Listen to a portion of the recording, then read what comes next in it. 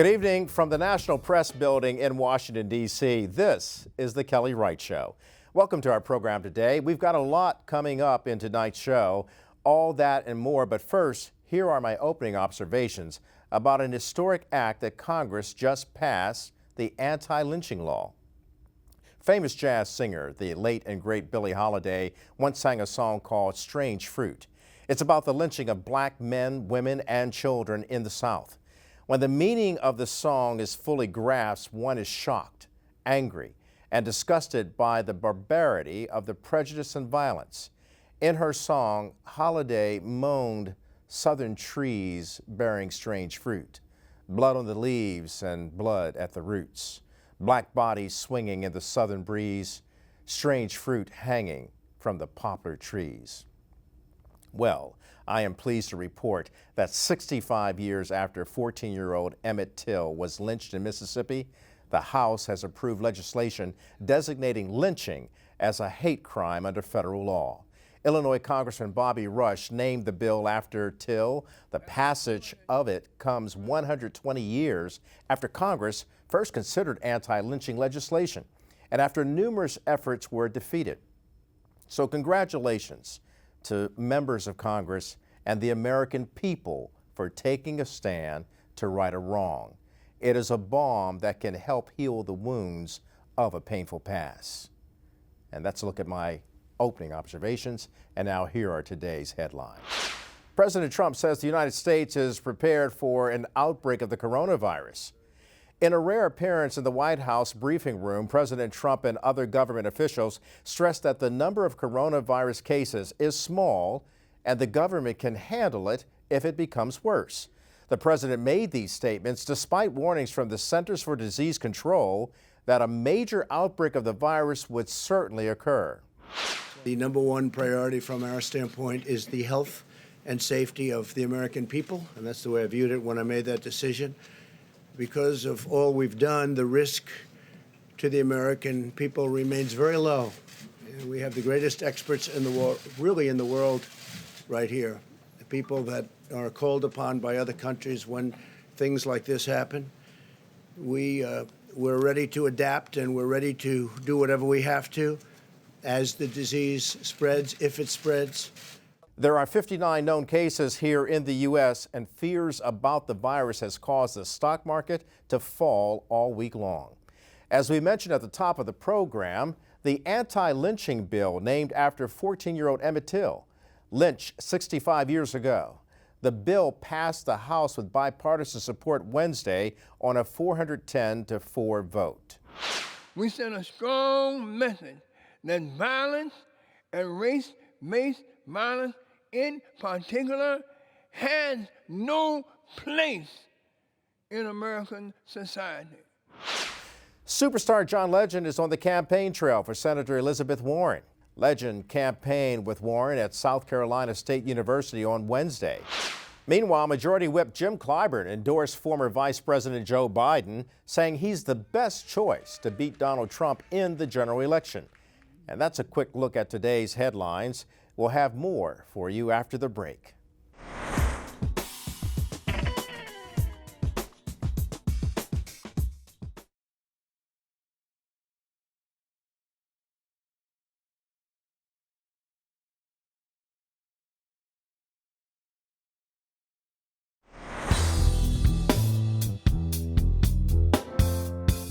Welcome back to the Kelly Wright Show. Dr. Benjamin Chavis is here now to talk about the historical significance of the Emmett Till anti-lynching bill. Welcome, Dr. Chavis. Thank you. It's good to be back. And what a historic day when the Congress of the United States finally, after 120 years, they've been trying to get a bill to make lynching a federal crime.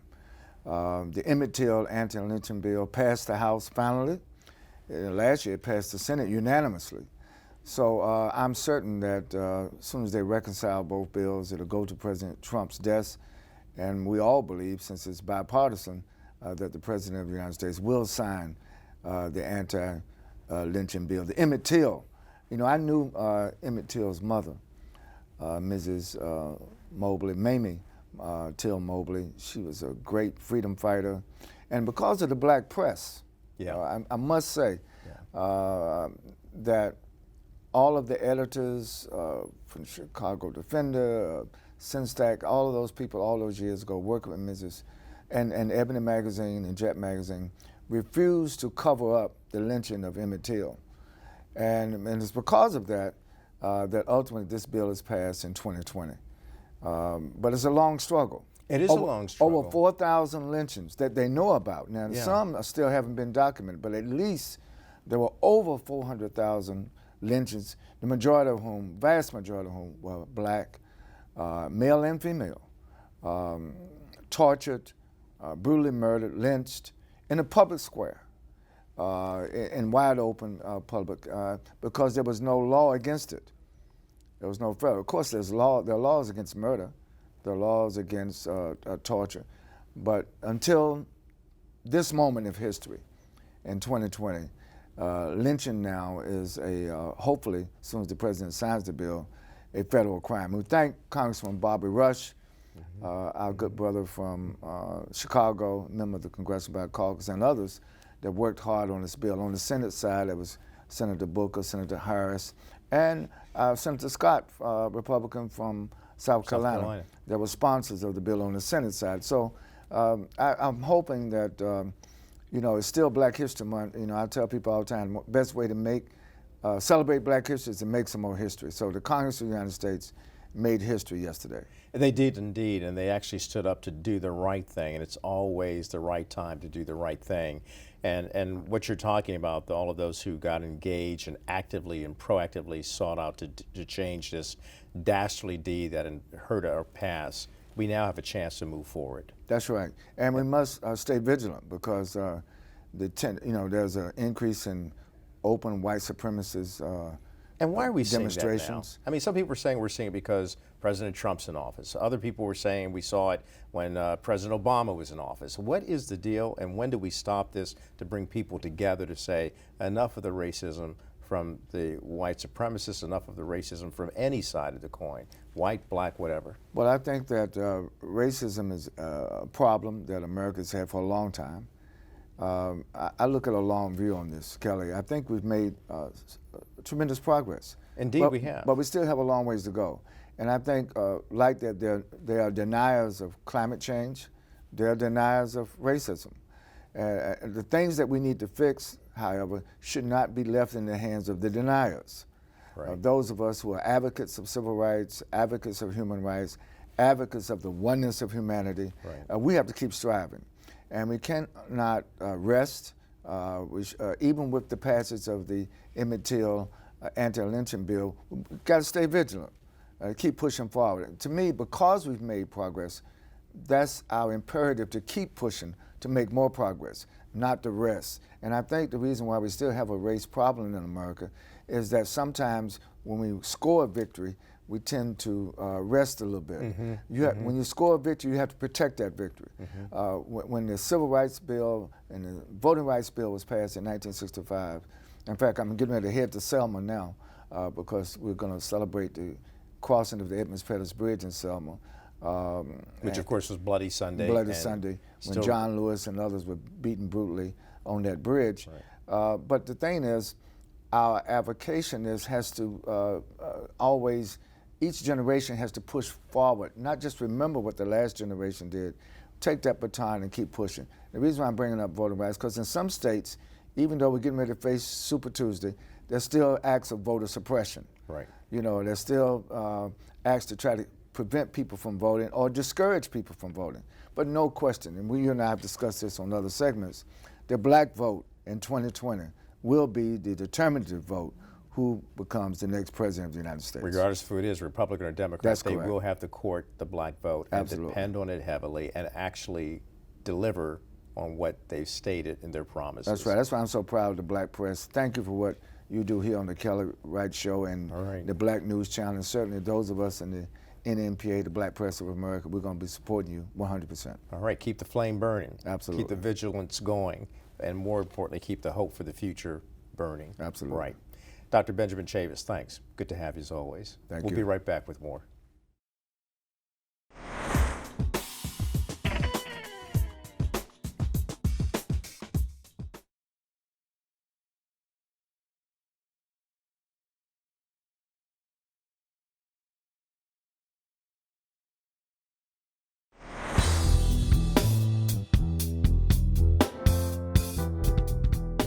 Well, the presidential candidates are crisscrossing the state of South Carolina. The all-important South Carolina primary is this Saturday. Tamika Isaac Devine is an attorney and longtime member of the Columbia City Council. She recently announced her support for Senator Elizabeth Warren, and we're glad to have her with us right now, joining us on the show.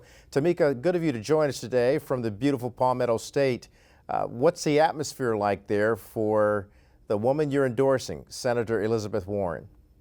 Well, it is beautiful here in the Palmetto State, and thank you so much for having me. And I have to say, congratulations on the network and this show. I'm so excited. This network is so needed in our country today, and I'm really excited to be a guest today. Oh, thank you very much. It's really great here in South Carolina, especially Elizabeth Warren is doing great. She is crisscrossing the state, meeting with voters every day, talking to folks. We just had an amazing, or a couple amazing events yesterday with singer John Legend, who is stumping for Elizabeth. He spoke to the crowd about why he's supporting Elizabeth. He performed for the crowd. He went to a few small African-American businesses here in the state. So it's been a really exciting and energized time for her. And the more people get to meet her and know her and hear her many plans, they're excited about her too. Well, in addition to having support from John Legend and yourself, and that's pretty good support, by the way, she also has a campaign of stating, let's dream big, fight hard, and win. What will it take for Elizabeth Warren to connect with African American voters, which is a pivotal voting bloc, if you will? People are looking towards getting the African American vote. In fact, one of her opponents, Tom Steyer, says it's the African American vote that will go on to actually decide who will be the next president of the United States. So how important is it for Senator Warren to have that support? I mean, it's critical. I mean, to win here in South Carolina, you do need a large part of the African American vote. And, you know, for our state, we have a long history with Vice President Joe Biden. So I think, of course, that's why you see him leading in the polls, because people weren't just introduced to Joe Biden. They've known him for many, many years. He's had an amazing relationship with a lot of our elected officials.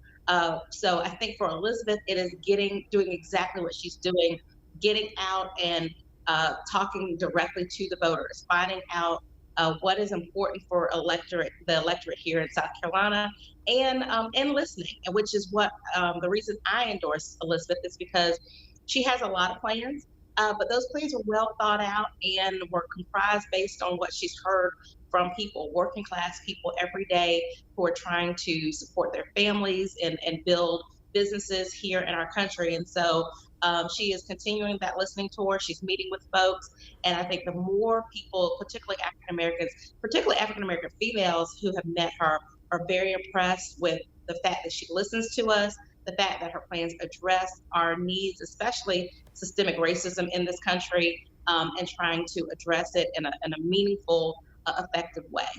Tamika, you've really laid out a good case there. Do you have any concerns at all by the fact that Congressman Jim Clyburn, who of course is noted throughout the state as being one of the significant leaders of that state and certainly a mover and shaker here in Washington on Capitol Hill, do you have any concerns about him endorsing Joe Biden? You know, I don't. I have the utmost respect for Congressman Clyburn, and I didn't expect him really, honestly, to endorse anybody else. He has a great relationship with Vice President Biden. Like I said, Vice President Biden has had a long history with this state, particularly with former Senator Hollings and Congressman Clyburn. So clearly people in the state know that they have a relationship. I knew that endorsement was coming, and I respect it. And I really wouldn't think anything else if Congressman Clyburn didn't endorse Vice President Biden, because I know they have a long history. It doesn't concern me as much, because what I do believe is, although a lot of us have a great respect for Congressman Clyburn, and we know that his endorsement means a lot, we know Vice President Biden would do great, I think a lot of us also are open to looking at other candidates who can actually get things done and do things differently. I mean, quite honestly, in this country, where we are is not it doesn't go unnoticed that we haven't done really bold things to really Hmm. get us where we need to be, particularly the African American community. And so, although Vice President Biden has done great things in this country, and we have a lot of respect for Uncle Joe, I think having someone new with progressive ideas that can really be bold enough to really affect change in this country is what we need. And that's why Elizabeth Warren is the one that we need. And I think that voters will be willing to listen to that, All and right. more people who meet Elizabeth are excited about her. Tamika Isaac Devine, thank you so much, and we'll find out what happens on Saturday, and we'll be back in touch with you, I'm sure, no doubt, and good luck to you and your candidate.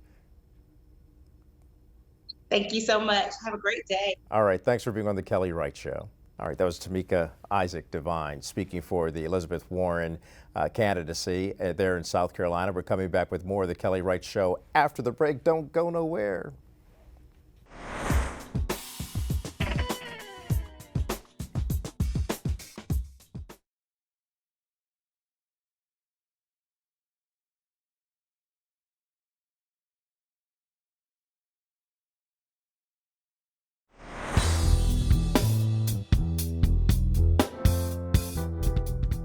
Welcome back to the Kelly Wright Show. You know, the call to serve your community is a mighty one and a noble one. Our next guests are answering that call by running for Congress. Reba Hawkins is running for a congressional seat in Maryland as a Republican. And Cherie Murray is challenging rising Democrat star Alexandria Ocasio-Cortez in New York. Welcome to the show. Ladies, it's good to see you and good to have you on the program today to talk about the noble and mighty service that you're about to do and already doing for your communities. But to run for Congress, I got mad love for you, but I'm running the other way because it's not easy to be a congressional member, let alone run for it and get to the office. Reba, let me start with you. What caused you to get involved in this? Well, I've been an advocate for over 30 years, and I've been advocating for all of the injustices for the disenfranchised. I felt that the time was now. I want to actually be a true voice for the people because the people have been neglected and their issues and concerns are not getting to where they need to be. And Cherie? Thank you for having me, Kelly. It's a pleasure. It's awesome to be able to deliver our message as Black Republicans carrying the torch for Congress. So I'm in the race to unseat AOC in NY14. And one of the main reasons is because of the crisis in AOC. She's a crisis to the state, she's a crisis to our national well-being. And the rhetoric that we see spewing out of the newly elected Congresswoman and also the policies, I do believe are detrimental to the future of our next generation. Tell me how you really feel. In what ways do you think her rhetoric is causing some detriment to America at large? Well, likening our detention centers to concentration camps, first and foremost, it's an insult to Holocaust survivors. Going around the district and really in search of the limelight versus the quality of life issues that will better the people that elected you into office is what she's been demonstrating from the day she's been elected. Policies like the Green New Deal, which will keep government's hands in the pockets of taxpayers, is beyond. And then with the new co-sponsor of the New Way Forward Act, which in part leaves our borders open and brings our immigration system backwards. These are the type of policies and positions that my opponent has taken from the time she's been in office. And Reba, what about your concerns in the state of Maryland? The biggest issue and concern right now is the lack of fiscal responsibility and oversight. We've had billions of dollars that have come into our district, and especially within the Baltimore City region, and nobody's been ensuring that those dollars are getting to the areas in which they should be going to. So that's my biggest fight and issue, is to really push for fiscal accountability and responsibility. Now, Maryland has a governor who's Republican, and he's known to be someone who's a never Trumper. He's actually stood up against President Trump on a number of issues and has even taken President Trump to task with some of the things that he's tweeted and some of the things that have been said by his base. At one point, Governor Hogan was actually going to run against President Trump. What are you thinking in terms of being a Republican and having to move the ball forward and say, even to the president, to his base, let's bring everybody together and stop with the tweets that divide us and start doing things to unite us? Well, the beautiful thing is that I've come in from being pretty much a grassroots type organizer.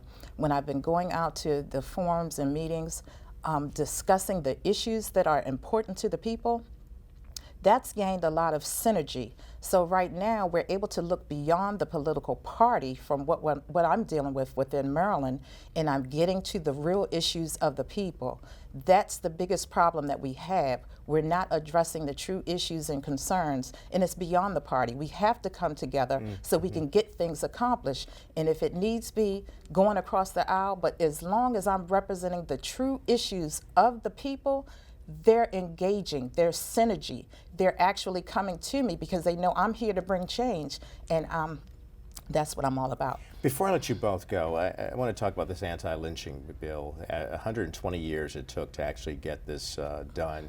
How significant is it to the two of you as black women and as Republicans that this has happened? What does this do for us in terms of moving us closer together as a nation? Because that's really what we desire to do on the Kelly Wright Show. We may talk about black issues, but we're talking about issues that are really kitchen table issues for all of the country. Racial harmony is one of the biggest things that we have to have. Yes, I think that's the way that we move this country forward. If we look at the history of the Republican Party being started as an anti-slavery movement and leading the charge with abolitionists like Frederick Douglass, Ida B. Wells, and as we fast forward now to the recent Martin Luther King Jr., these are all people who identified with the Republican Party and spread a message not just of unity, but the denouncing of slavery. So to see a bill like this move forward, it's certainly a step in the direction to address the issues that are important to African American. Kelly, this is the first election in my lifetime where I feel the pulse of the black community being the deciding factor in the 2020 election, whether it's on the Democratic side or the Republican side. Our voices matter. Our voices do matter. Reba, I'll give you the final word. Just like to piggyback on that as well. We love to see those issues being addressed and basically coming together, because it's all about families, it's all about America, and it's all about us. I like the way you said that. That's Reba Hawkins and Cherie Mary. Thank you both for joining us, and good luck with your campaigns. If I can direct your viewers to my website so they can learn a Real little quick. bit more about me, All right. CherieMurray.com. Please sign up, get to know more about our policy positions, To be fair, and get involved. And RebaHawkins2020.org. All right, we got to go. Thank you. ladies. Thank you, Kelly. Thank you. Good luck on your campaigns. Thanks. Back with more after this.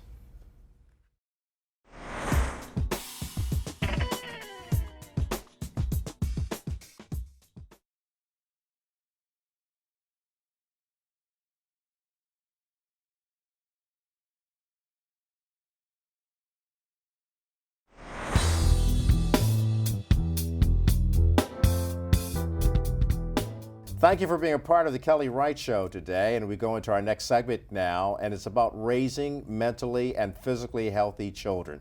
It's a challenge for most of us at best. It's especially challenging given the implications of health disparities that happen within the African American community. So our next guests are married pediatricians, Dr. Marilyn and Frederick Corder, and they focus on the well-being of our kids. Thank you both for joining us. Thank you for having us. Good morning. Thank you. So this is our family time. It's our family time segment, and there are health disparities and challenges that affect us in the African American community. So how do we take care of our children to better prepare them to lead healthy and productive lives beginning in infancy? Certainly, if I could start. So it's so very important to establish that bonding when the baby is born. We are pro-breastfeeding pediatricians, as well as we want to make sure that raising that child is both a understanding that this is a blessing, as well as their responsibilities. It is different. You know, I tell folks once they are parents, they're no longer whatever their names are. They're the mother and father of Joshua or a mother and father of Emily. So, you know, and it's real. And Yeah, that it is sleep, real. that sleep may not be yours anymore, and that schedule. But it's also just very rewarding when you see the milestones. And, you know, in the office, we'll talk about what they should be doing, what they're, you know, the next time we see them, et cetera. So it's engaging as well as it's a learning curve. I also tell the parents that that little one is really their professor, telling them what to do and how to learn, and what's best, what they need, their needs are even as an infant. I love your take on that. The little one is the professor teaching mom and dad how to be a better mom and dad. That's right. And you speak that not as a doctor, but as a mom. Absolutely. So I got to go to the father now. So doctor, how do you help men understand their role as fatherhoods, especially given the fact that here's a manly man who has a young infant child in his hands, and he's thinking about so many things. Oh my God, how do I take care of you? How do I do this? How do I do that? How do you get men to just say, breathe, relax, it's okay? I think it's a good point in terms of being that involvement. Oftentimes we have men who sort of waited back for months and would not get involved, wouldn't even touch an infant until they were almost walking. So I think that involvement early, understanding that children are durable, and knowing that you can touch, hold, and be involved. And they need that leadership. Children respond differently from men and women, and so that involvement early helps them understand authority, helps them understand balance. And I always tell parents that you can't do right or wrong because each child is different. And part of it is a matter of giving to each child that which they need. So we're not trying to do, oh, I did this for that child, I should do this for that child. You got to look at each child as an individual, be involved, understand their personality, their interaction, also bouncing off your interaction and your personality to sort of help them become a balanced child. Great advice. And we talk about balanced children, and ultimately we want to join in the argument that it's not just about the childhood, the infancy, and then you jump all the way to the teen years. We'll get to that, but there's also that early childhood phase. Yes. The 5-year-old, the 6-year-old, because you know, society tells us, or many people are telling us, society, if we don't get to our children and download some leadership into them and some knowledge into them by the age of 5, we may lose them by the time they're a teenager. Right, right. Is that true? That's very true. And you want to make sure that even though they're potty trained and they can do things for themselves, that you're right there with them and that you're guiding and making sure that that communication, what their needs are, how they're responding to the outside environment. We talk about social media starting as teenagers, but no, it starts much earlier. And they are very familiar with how to operate those devices, many of them more than you know the adults. Even and that at 5 and exposure, 6, yeah. exactly. And that exposure, you want to make sure that you are aware of the exposure. You want to make sure that you understand what is going on at school, what is going on, you know, with their peers, even as young as 5 or 6 years old. All right, finally, teenagers. Dealing with the teenagers, Dad. Well, your teenagers starts early though. It's that interaction early, where you're listening to them even as a 4 or 5-year-old, so you have that open communication. Oftentimes people want to just wait and all of a sudden you're 13, let's talk about it. No, you talk to the 5-year-old or the 8-year-old or the 10-year-old. And so once you've kind of got that, when you get that natural drift that happens in the teenagers, it hopefully won't be as far of a drift. And so that's the secret there, I think, is keep getting that early involvement, being a part of their life, listening to them. But not only listening to them, correcting them and moving them along. So oftentimes we're like, oh, I just want them to make their decision. You're the parent. They're looking to you for leadership, then for guidance. you become the professor. Yes, All yes. right, all right. Switching roles. Okay, switching roles there. Thank you both so much. You have got to come back and give us some more good gospel information about how we take care of our families. Because Lord knows we got to do a better job on every front, and we can, and we will, if we listen to good advisors like yourselves. All right. Two pediatricians, keep on keeping on with the good stuff. This is the Quarter Family, doctors, one and all, pediatricians. We'll be back with more after this. Thank you.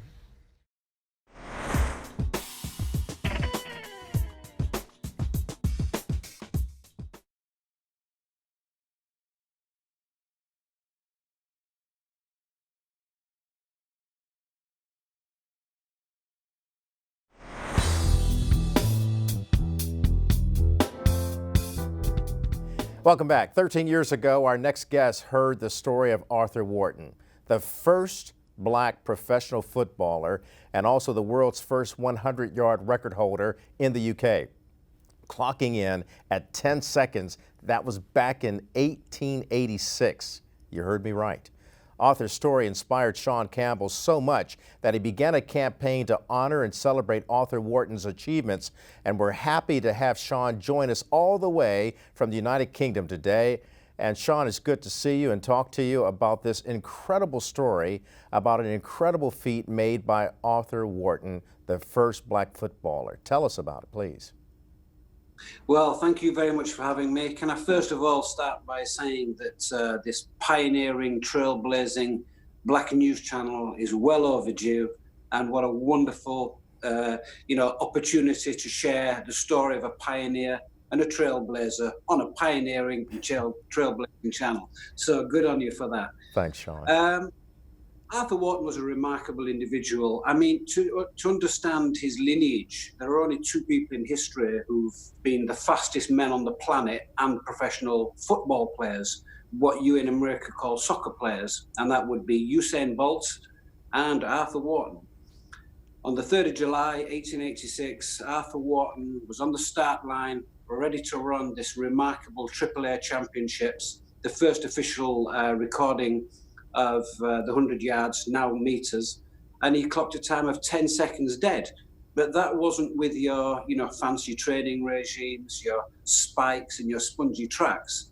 Arthur did this on a shingle track, running in pigskin shoes. Absolutely remarkable. And that record stood for 30 years. That is remarkable. So what you're telling me then is that Arthur Wharton, this little known story in the United States, was actually, he broke the color barrier at least so many years ahead of Jackie Robinson breaking the color barrier here in America in Major League Baseball. Well, absolutely. I mean, there are other attributes to Arthur. Arthur was also, he was the first ever fastest man on the planet, as we've just said. He paved the way for all black footballers, soccer players that we see playing the beautiful game today. He was also a professional cricketer, a professional rugby player, and a cycling champion. And this young black 19-year-old coming across from, what was then called the Gold Coast, now we know it as Ghana, came to Darlington, small northeast town, and blazed this trail for every black person in all of those sports today. He is the one and only original, true pioneer and just remarkably ridiculous all-round sportsman. We all owe a debt of gratitude to him. Now, when he came to the UK, he was actually going to the UK to study ministry for a divinity degree. Is that right? That's correct. He came over to Darlington at the back end of 1882 stroke early 1883. He came here to study as a Methodist preacher. That was his family background, and I've got no doubt at all that, that underpinned the character that made the man who he was. Whilst he was here in Darlington at the Cleveland College, the trainer of the then Darlington Cricket and Football Club saw this young man with a turn of speed across the forecourt, of the actual college. And he asked him if he fancied playing football, if he fancied turning his hand to running.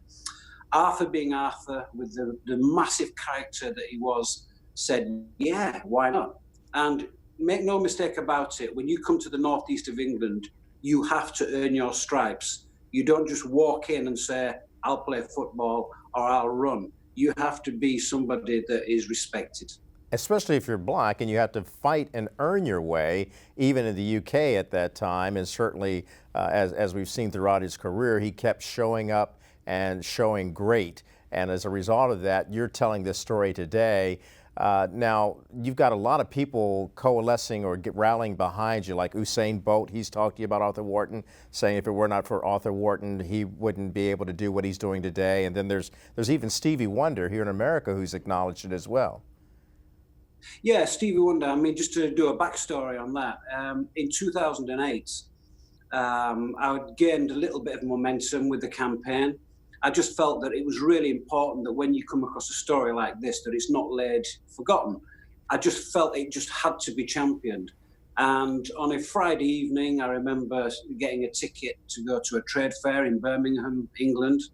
And on the Monday, Stevie Wonder was in concert. And you know, Kelly, I thought to myself, if there was one human being on this entire planet who would understand the importance of this story, it would be Stevie Wonder. And don't ask me how, but I managed to get hold of him.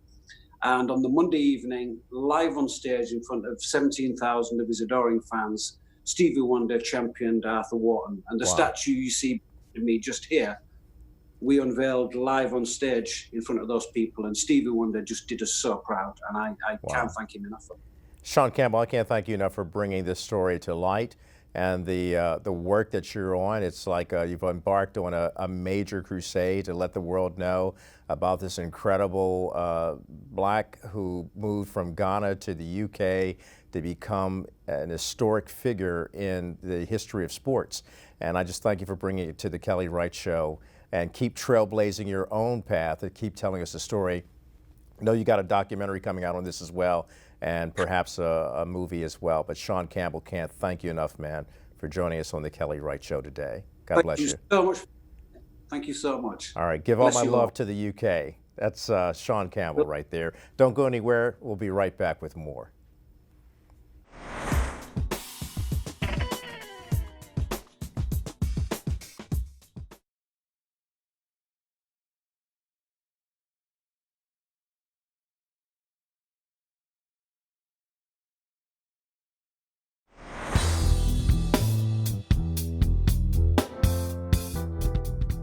And we're back now to introduce you to Kimberly Collins. She is an author, poet, and lecturer. Her new book of poems, Bessie's Resurrection, is inspired by the character Bessie Mears from the novel Native Son by Richard Wright. So happy to have you join us today. Thank you for having me. Yeah, this is a fantastic work. I was listening to you earlier today, and I marveled about how good your spoken word is. Tell me how you got involved in this. Okay, well, that goes back to 1974 when my mother took me to see Nikki Giovanni at the Black Expo. Okay, that says it. Right. So I decided since then that that's what I wanted to do, to be a poet. And I've been on this journey since I was a youth in Philly. You know, I think about people like Maya Angelou, Nikki Giovanni, who you mentioned, and so many other people, Toni Morrison with her great literary work. And then Langston Hughes, all of these poets who were able to transcend culture and yet bring our African American culture into everyday life so that people around the world understood us by poems that have been written by us and for us. Are you doing that now? Are you continue on with that legacy? Yes, in that our story is a universal story. All right. What's happening with, and how I even came to writing this book, is talking about black female erasure. And I think that any culture of women can talk about the need to find voice, to claim voice. And so that what I'm doing here is no different than Gloria Steinem did, right? Or any other woman from another culture has done or continues to do. I like what you said, though, black woman erasure. Break that down for me and how you became so impassioned to actually continue to be inspired to tell this story that is so beautiful and so rich. So really how this came about was I was talking to one of my mentors, Monifa Levasanti, about a conversation I overheard. Some other poets were talking about another black female poet and how she was so concentrated on lifting the black female voice and scared about our erasure. Well, that's real. And so she said to me, what about Bessie? And I said, well, what about Bessie? Who's Bessie? I had forgotten about Bessie Mears. Because when I went through the scholarship, most of the articles are written about Bigger. They're not written about Bessie. And so I said, well, I need to uplift her voice, and in that, connect the voices of Bessie Coleman, who was the first black female aviator, who I was surprised a lot of people don't know about. And Bessie Smith serves as that soundtrack, as you'll hear, in some of my poetry. And there are stories about Bessie Smith that haven't been touched on. So I wanted to give voices to those stories as well. Give me some of the things that Bessie Smith did that we're not always aware of. So one of the things I talked about was the fact that there was, she had a downward turn at one point, and when she was coming back up and trying to get a record deal, the talented 10th, so to speak, were kind of galvanized against her because they didn't think that she was a good representative of the race. And you don't hear how sometimes and why is that? Because I mean, because of her we get that a lot. brashness. Yeah, well, her brashness and her skin complexion. And so we had that intra-racism that we still have to fight, even to this day. So that was one of the things that I pointed to in one of my poems. We are going to come back and listen to your poem. And when we do, it's going to be an incredible performance. I can't wait till everyone sees it. You're going to stick around, right, so we can do that? Yes, yes. That way we can actually hear and see what you've been able to create about Bessie Smith. Okay. All right, don't go anywhere. We're coming right back, and we'll end tonight with a reading from Kimberly's new book of poems, Bessie's Resurrection. Back with more after this.